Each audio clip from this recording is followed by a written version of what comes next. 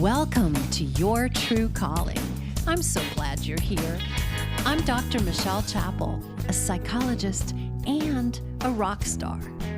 I've helped thousands of people find their true purpose by discovering their one-of-a-kind superpowers.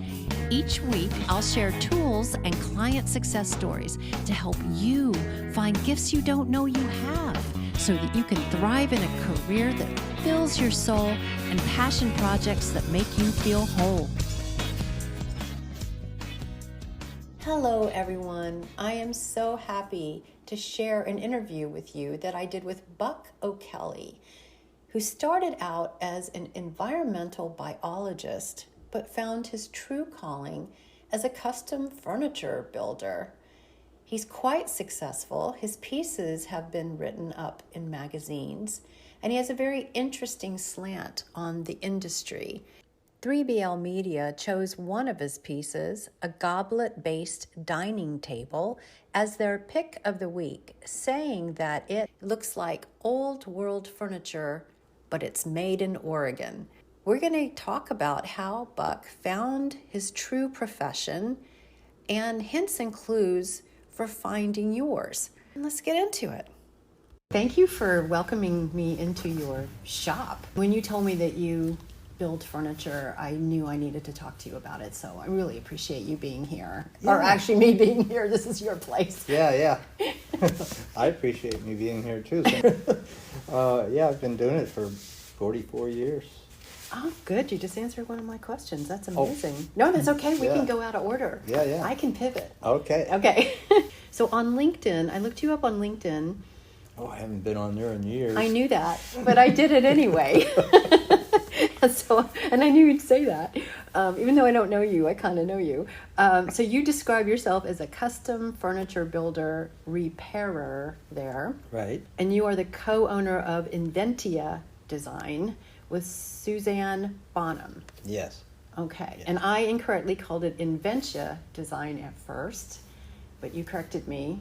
Yeah, it's a joke I make a lot when I'm trying to help people pronounce it. Inventia sounds like dementia, only it's a condition where you can't stop inventing.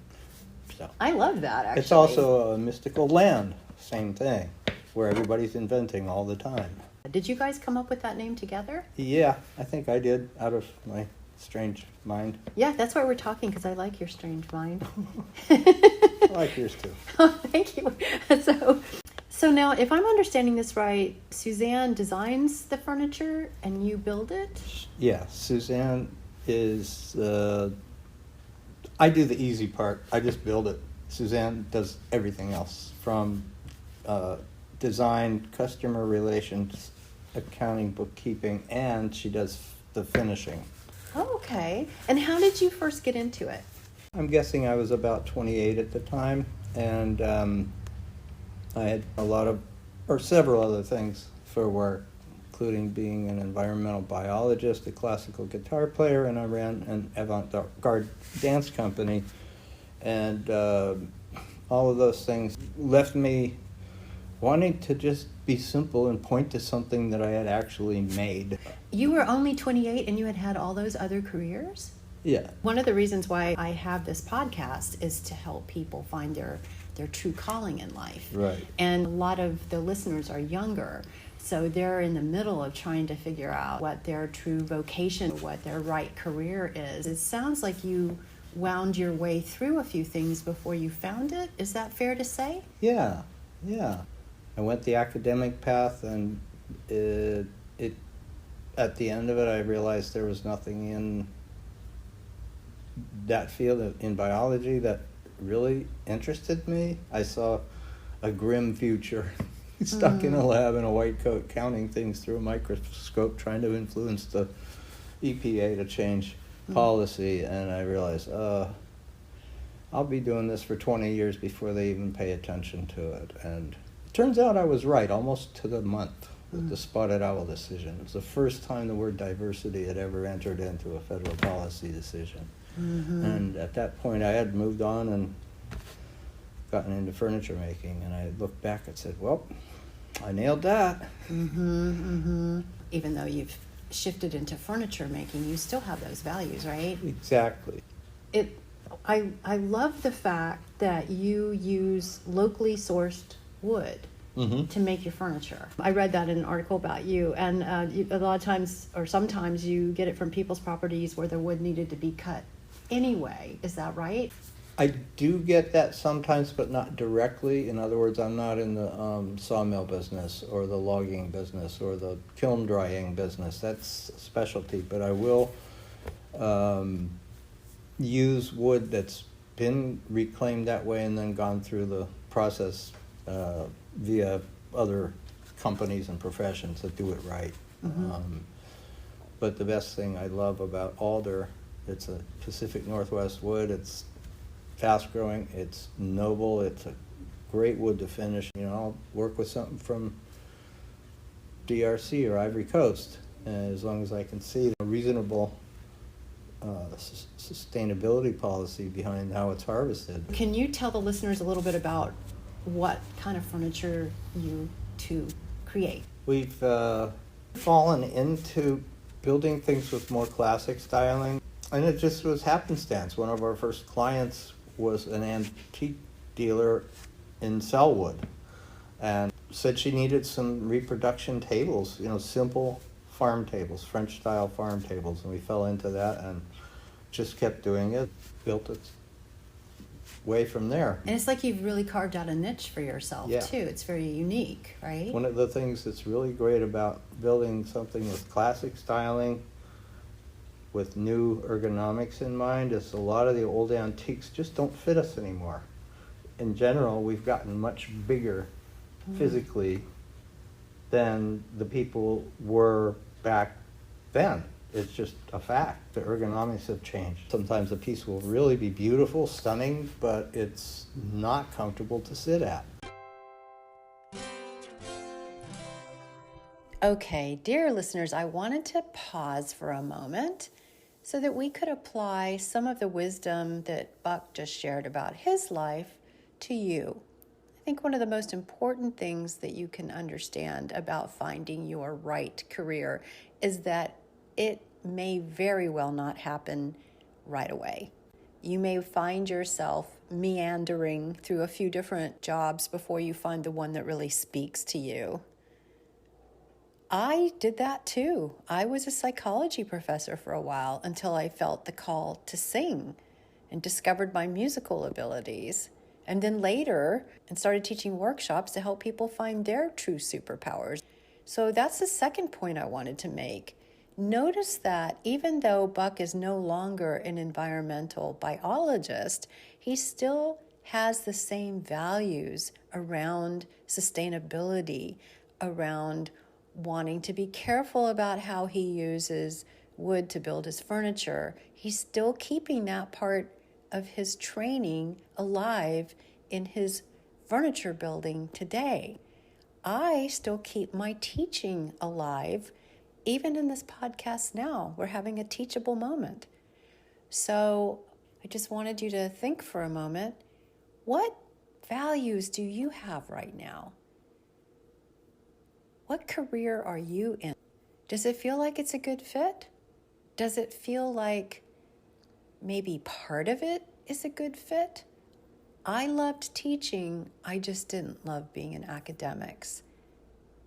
Buck is very interested in the environment, but he's no longer a biologist.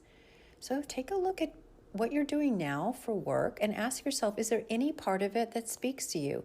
It could be a hint or clue for what your true calling is, even if it doesn't feel like it's a perfect fit. Buck also shared with us his secret to success, which is finding his own niche in building furniture. So for those of you who do know what your true vocation is and you're trying to get your footing in that world, you're still trying to carve out your own place, think about what makes you unique, what makes you different from everyone else, something that comes naturally to you.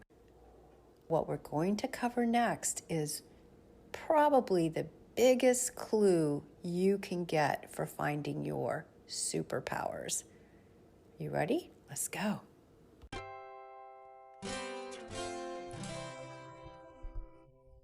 When did you first realize that you were good at building furniture? Or that it attracted you? I should put it that way. When I was a production manager at a dance company in San Francisco. I was helping run the place. Part of my duties were dance photography and PR and schlepping. I just, paint the building, everything, all the little things. And so I decided I really had to build a dark room. I can do black and white. I've done that since I was a kid with my dad in the basement, and so I did. Photography. Yeah. So I built a dark room there, and I really enjoyed building that. There was just this sense, I can do this. I've never done it before, but I know I can do it. I can build a sink, and it won't leak. And I don't know how, but I'm going to, and I did. That goes back to my childhood. Please tell me. Me and Dad in the basement, little boy. Dad was an electrical engineer, ex-Naval Academy, and I was watching him use his tools, and he would show me, and just really fundamental things, like the smell of the drill when it was turned on. It was spewing out ozone, and it has a unique smell, old school, and the sound of his hands creaking when he was gripping a screwdriver, and his breathing, and that was always residing, and then I kind of fell back into that feeling. A lot of us actually do know what our gifts are, but we suppress them because they're not accepted by other people, maybe our parents, maybe schools, maybe the culture. Sometimes I talk to people who knew what they were good at early on. Sometimes I talk to people who don't know what that thing is until much later in life. Where would you put yourself on that kind of range? Tough question. Great question. I think when I was doing the biology thing, it was mostly as an undergraduate. And my mentor, my advisor, gave me a lot of encouragement and got me grant money, and I ran a study and supervised people, and I had this vision. He just really encouraged me to go for it, and I realized that I was really good at focusing on details, being meticulous and being accurate. And you use all of that in your building, sounds like. Yeah, I think I do have the same approach. My process is so fine-grained in the preparation stage compared to a lot of people that just kind of follow one step with another as they go along, and then it comes out how it is. Mine is all built in my mind, and it's all on paper, and I can follow it, and I can go back years later and reproduce it. It's all about getting it right the first time, every time. And it's always been that way. Well, I was going to ask you how it feels to actually be building something, and if you ever feel like you get into a flow state. And then I had written that question before you texted me the answer to that question, which I have here somewhere. Where is it? Here we go. My thought stream is pushed aside by an unsolicited fascination with what my hands are doing, a complete immersion in the task at hand. That is a beautiful description of being in flow. Yeah. And I can't chase it. I can't cultivate it. It's kind of like, it just sneaks up on me. It's just like all of a sudden I notice it, and it's almost fragile. Don't notice it too hard or it'll flit away. Yes. Because then I'll be in my head again. Yes, and what I wanted to let you know and the listeners know is that is one of the big clues to knowing what your superpower is or a unique gift is it puts you into a flow state. So furniture making would not put me into a flow state, but singing does. Right. Writing these questions for you ahead of time did, because it's natural to me. That's what comes naturally to me. I kind of came into the world with that. And it sounds like even the way you describe being with your father, you're describing the sounds, the smells. That's like being in the moment. Yeah. And so I just wanted to say to everyone who's listening, that's a big, big clue. And you also said something about move your head into your body. Right.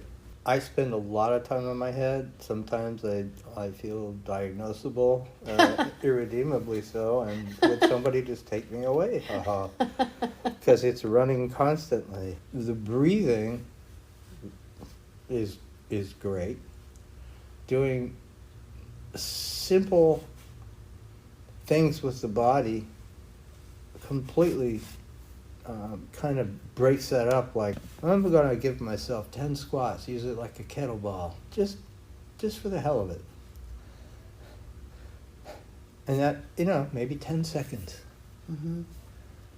That little bubble of just pure physical effort, just for the sake of it, is enough to break the spell of the addiction to thought. I went tango dancing Saturday night, and it's been a long time since I've done partner dancing.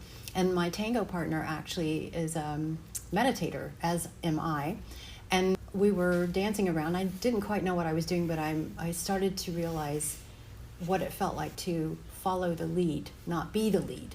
Follow the very, very subtle cues that were coming at me. And the more I fell into that, the more I was in my body. And the more I was in my body, the more I was in the moment. And when I got into the moment, I danced well. And I looked up at him and I said, oh my God, this puts me in the moment, just like meditation. And so I get the body. I don't think everybody's superpowers are body oriented, but the ones that are, it makes the thought stream stop. Right. Yeah. The definition of meditation is being fully present. That's all. Right. And one of the things that I've noticed working with people over the years is that when they use a gift that's very unique to them, that they came into the world with, they are in the moment. It's like a meditation for them. It's a litmus test of your vocation. Your purpose is, what effect does it have on you in that way when you're doing it? And it doesn't have to be a specific thing. The fundamental aspect of that thing is what your thing is. It could be, you could be flipping burgers or writing grant proposals, but there might be one commonality. There's a certain type of feeling. As long as those things give rise to that feeling enough, nothing will all the time, but what I get out of this, I would not give up for anything. Work heals when it's the right work for you. I agree. I have worked for high-tech companies. I test out products and websites on customers. I love interviewing people. I love finding out who they are, what they like, what makes them tick. And I'm realizing that it's the same thing I'm doing now. That part translates over. So it had enough of the quality of that you're talking about for me to enable me to do well in that field, but I would not say that that field was everything that I was meant to do. It was not my true calling, but I was at least able to use part of that natural ability. The real kernel is the thing that is portable.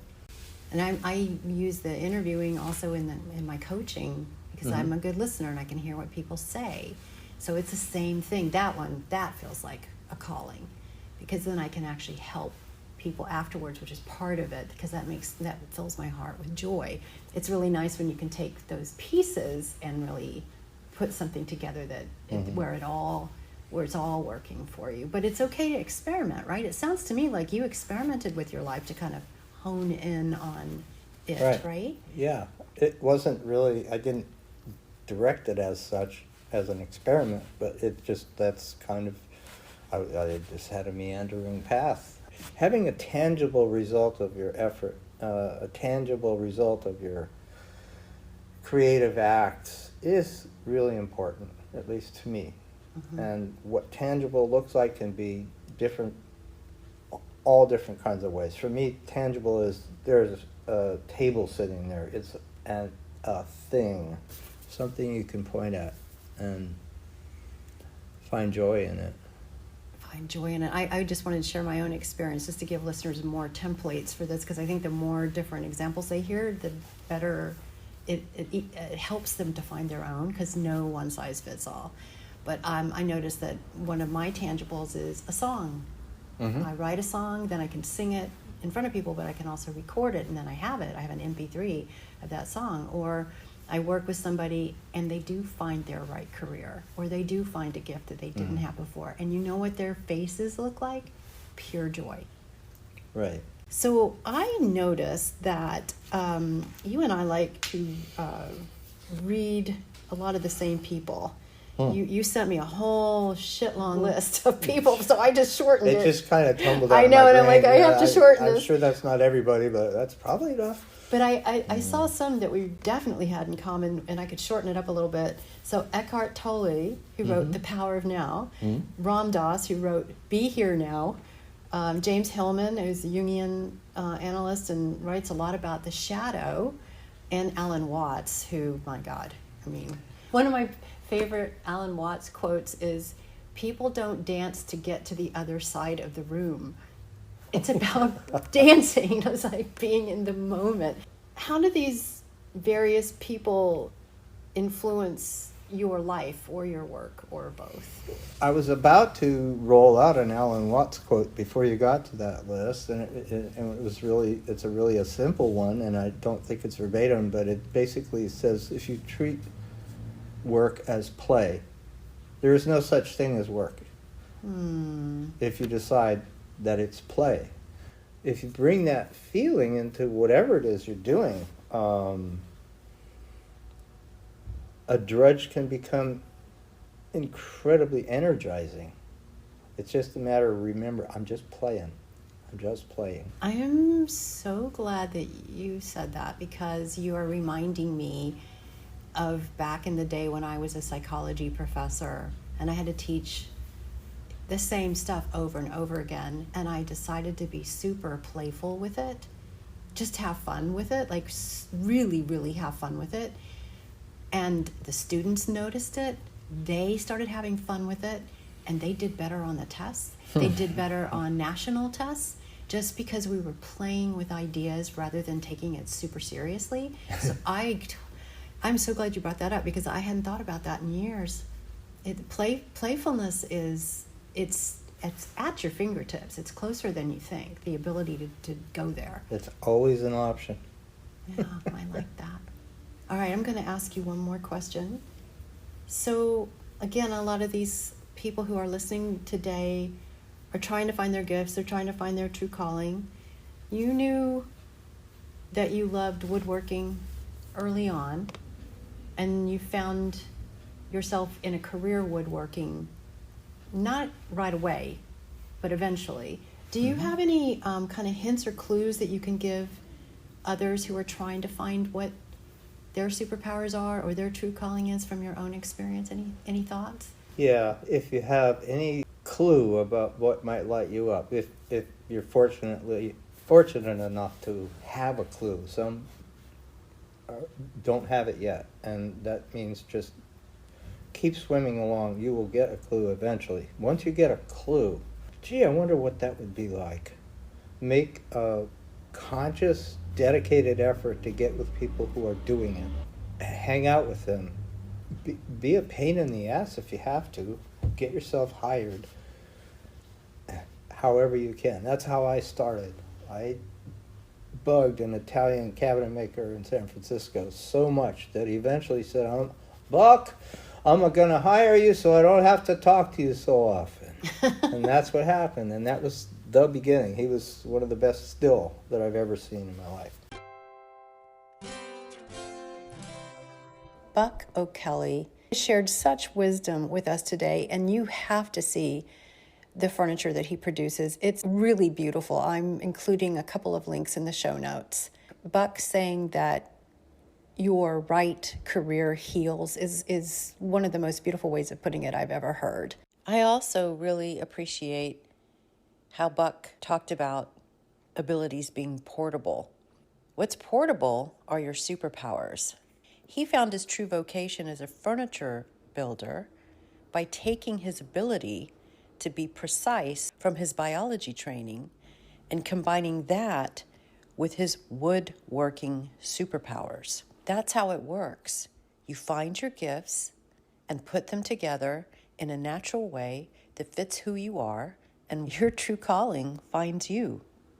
And I love his advice that if you feel like you have an inkling of something that you would love to do, something that you're curious about, take action on it. Get a mentor, take a class, get hired for doing it, and learn more.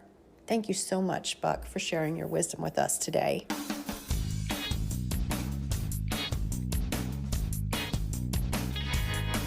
Thank you for listening to Your True Calling. Please leave a review and share it with your friends. From my website, yourtruecalling.org, you can follow me on social media, learn more about my music and my coaching, contact me to find your superpowers live on the air, and help me produce future episodes by funding me on Patreon.